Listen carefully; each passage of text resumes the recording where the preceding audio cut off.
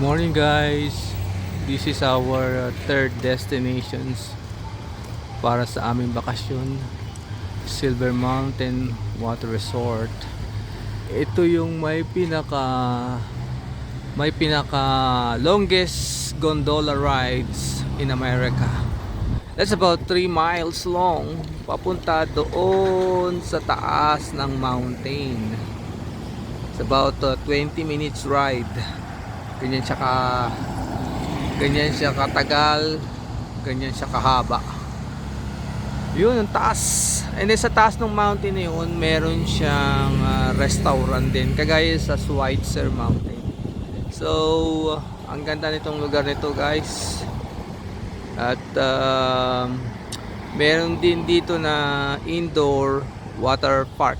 So doon kami pupunta today para relax, maupo at order ng drinks. I don't know kung today makakasakay kami dito, baka wala na kaming time. So because tomorrow magta-travel na naman kami, pupunta na naman, magda-drive around na naman kami sa ibang lugar. So we're going to different place tomorrow.